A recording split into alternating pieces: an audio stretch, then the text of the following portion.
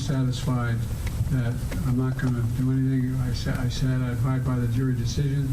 I will do that, and I will not pardon him. Does the president have any intention of pardoning him? We've been asked that question multiple times. Our answer stands, which is no.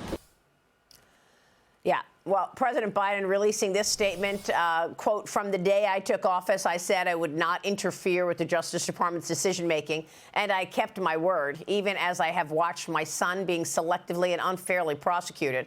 Here's the truth. I believe in the justice system, but as I have wrestled with this, I also believe raw politics has infected this process, and it led to a miscarriage of justice."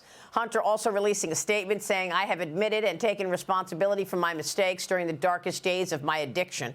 Mistakes that have been exploited to publicly humiliate and shame me and my family for political support.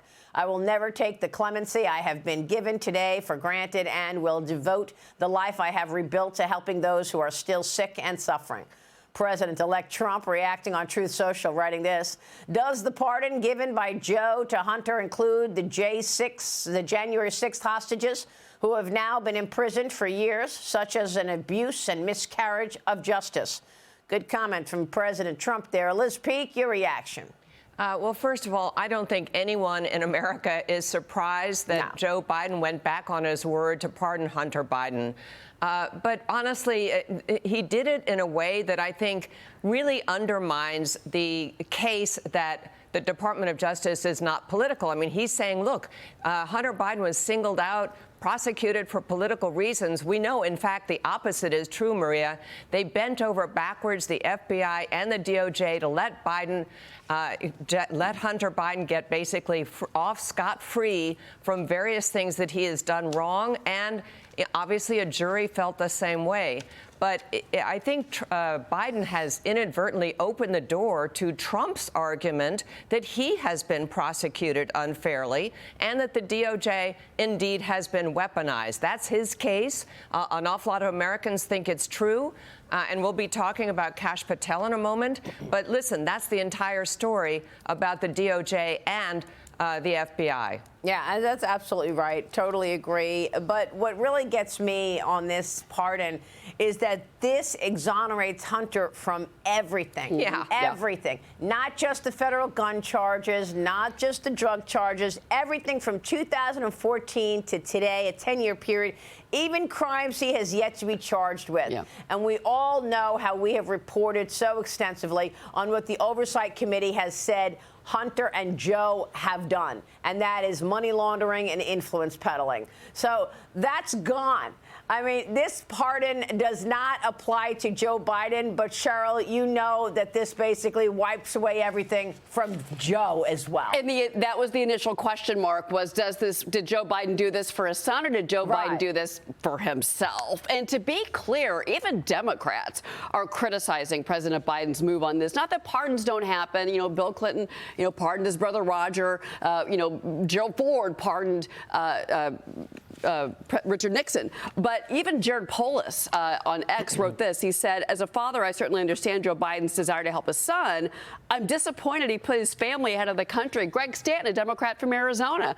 I respect Biden. He got this one wrong." He said this wasn't a politically motivated prosecution. Hunter committed felonies, and he was convicted by a jury of his peers.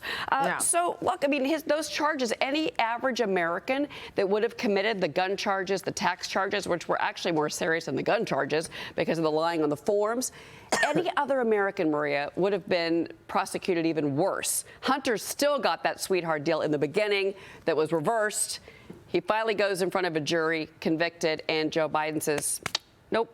Not happening. Well, I think Liz makes the right point, because this puts an underlining under what Trump has been saying for so long, that this government is so weaponized. I mean, for God's sakes, Donald Trump was indicted 89 times. This is so much BS. It's unbelievable. This is all politically motivated. Trump officially nominated Kash Patel for the director of FBI to replace Director Christopher Wray. And this is important because he has said for so many years he wants to clean up this weaponization. Now, I spoke with Kash Patel just last week on Sunday Morning Futures and asked him what it is going to take to make people trust these government agencies again. Can they be restored after all this weaponization that Biden and company put in place? Watch this.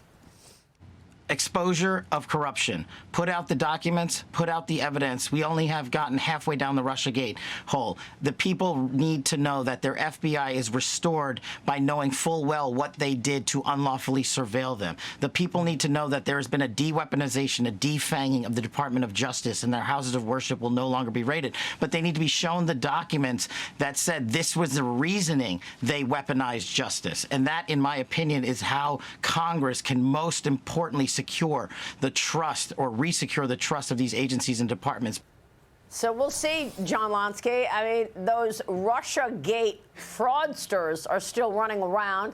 No accountability there. We'll see if Kash Patel comes in, gets confirmed, and can clean this up. You know, what's even worse is the fact that you had the FBI going ahead, running around and chasing people that disagreed with a woke agenda as it applied to education.